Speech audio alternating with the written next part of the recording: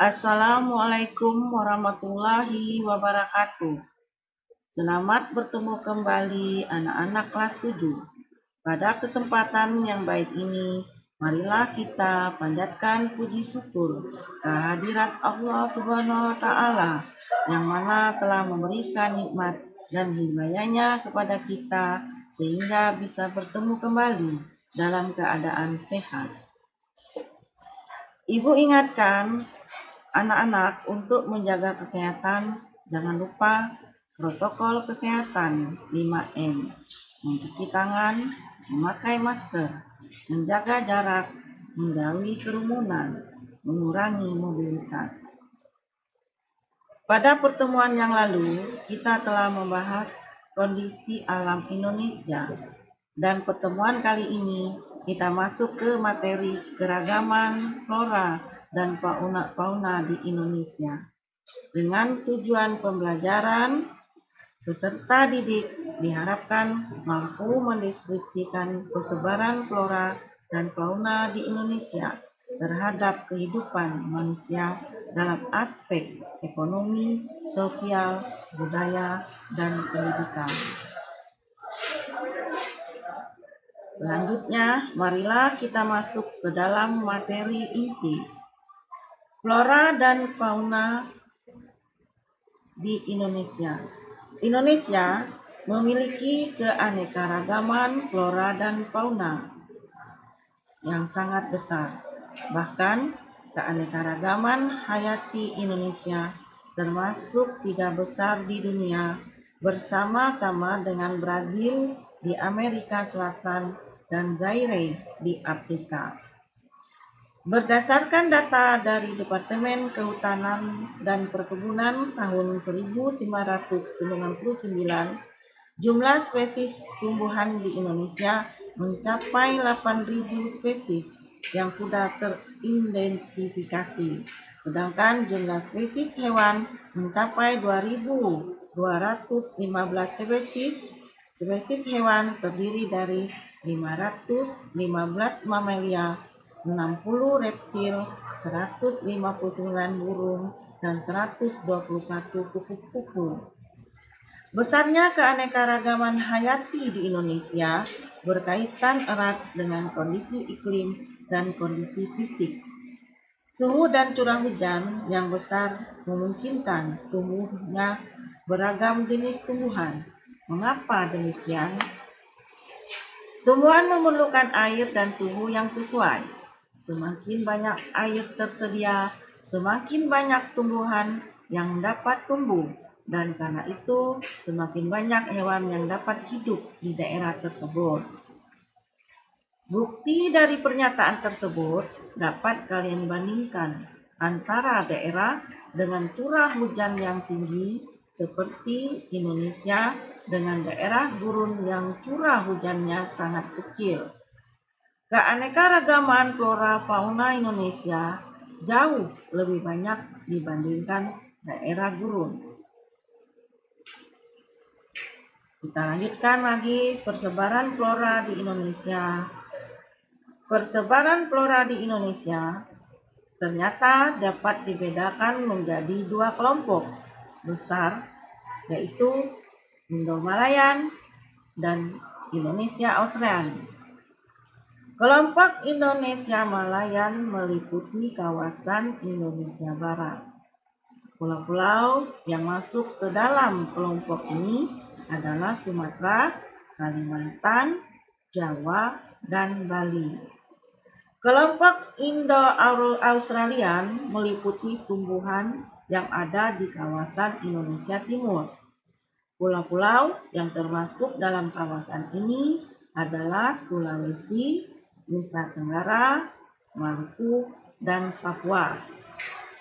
Perbandingan karakteristik flora yang ada di Indonesia Barat dan Indonesia Timur adalah sebagai berikut. Indonesia Barat terdapat jenis merantian sangat banyak, sedangkan Indonesia Timur jenis merantian hanya sedikit. Terdapat berbagai jenis rotan, sedangkan Indonesia Timur tidak terdapat berbagai jenis rotan. Di Indonesia Barat tidak terdapat hutan kayu putih, Indonesia Timur terdapat hutan kayu putih. Jenis tumbuhan matoa atau Pometia pinnata sedikit. Di Indonesia Timur terdapat berbagai jenis tumbuhan matoa, khususnya di Papua. Jenis tumbuhan sagu sedikit. Banyak terdapat tumbuhan sagu di Indonesia Timurnya. Di Indonesia Barat terdapat berbagai jenis nangka, tetapi di Indonesia Timur tidak terdapat jenis nangka. Berbagai jenis flora tersebut telah dimanfaatkan untuk memenuhi kebutuhan manusia, baik sebagai bahan furnitur, bahan bangunan, bahan makanan, dan lain-lain. Sebagai contoh, rotan banyak dimanfaatkan sebagai bahan utama pembuatan kursi, meja, dan perabotan rumah tangga lainnya. Berbagai jenis kerajinan dihasilkan dengan memanfaatkan bahan dari rotan. Sentra penghasil produk kerajinan tersebut banyak berkembang di daerah-daerah tertentu, misalnya di Cirebon dan daerah lainnya di Pulau Jawa. Selanjutnya kita lanjutkan lagi persebaran fauna Indonesia. Fauna Indonesia dapat dikelompokkan menjadi 3 corak yang berbeda, yaitu fauna bagian barat, bagian tengah, dan bagian timur.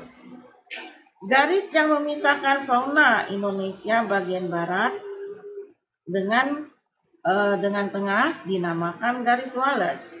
Perhatikan di dalam peta mana garis Wallace.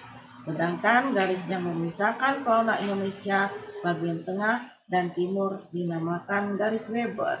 Di dalam peta itu dapat kita bedakan mana garis Wallace dan mana garis Weber. Fauna bagian barat memiliki ciri atau tipe seperti halnya fauna Asia sehingga disebut tipe Asiatis. Fauna bagian timur memiliki ciri atau tipe yang mirip dengan fauna yang hidup di benua Australia, sehingga disebut tipe Australis atau Australis. Fauna bagian tengah merupakan fauna peralihan, yang ciri atau tipenya berbeda dengan fauna Asiatis maupun Australis.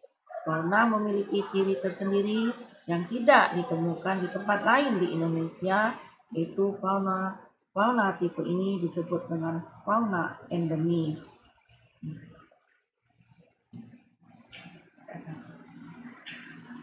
Fauna Indonesia bagian barat atau tipe Asiatis mencakup wilayah Sumatera, Jawa, Bali, dan Kalimantan.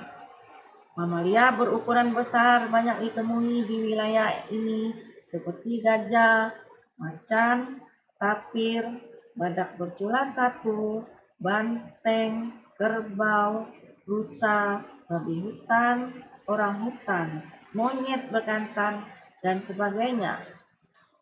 Selain mamalia, di wilayah ini banyak pula ditemui reptil seperti ular, buaya, tokek, kadal, tokek, biawak, bunglon, kura-kura, dan terenggiling. Berbagai jenis burung yang dapat ditemui diantaranya burung hantu, gagak, jalak, elang, merak, kutilang, dan berbagai macam unggas. Berbagai macam ikan air tawar seperti pesut, sejenis lumba-lumba di Sungai Mahakam, dapat ditemui di wilayah ini.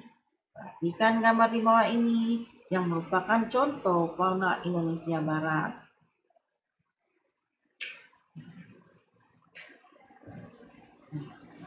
Fauna Indonesia Tengah atau tipe peralihan. Wilayah fauna Indonesia Tengah atau disebut pula wilayah fauna Kepulauan Wallace mencakup Sulawesi, Maluku, Timor, dan Nusa Tenggara, serta sejumlah pulau-pulau kecil di sekitar pulau-pulau tersebut.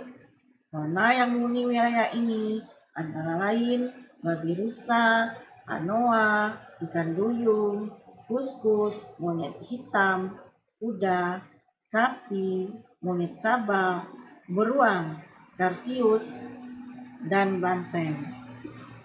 Selain itu, terdapat pula reptil, amfibi, dan berbagai jenis burung. Reptil yang terdapat di daerah ini diantaranya biawak, komodo, buaya, dan ular. Dari berbagai macam burung terdapat di wilayah ini diantaranya maleo, burung dewata, mandat, raja udang, rangkong, dan kakatua serta nuri. Berikut ini adalah gambar fauna Indonesia bagian tengah.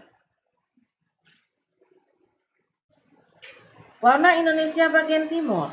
Fauna Indonesia bagian timur atau disebut tipe Australik tersebar di wilayah Papua, Halmahera, dan Kepulauan Aru. Fauna berupa mamalia yang menghuni wilayah ini antara lain kanguru, beruang, wanabi, landak, irian yang juga disebut dengan nok liak, kuskus, pemanjat berkantung atau oposum melayang, kanguru, pohon, dan kelelawar. Di wilayah ini tidak ditemukan kera.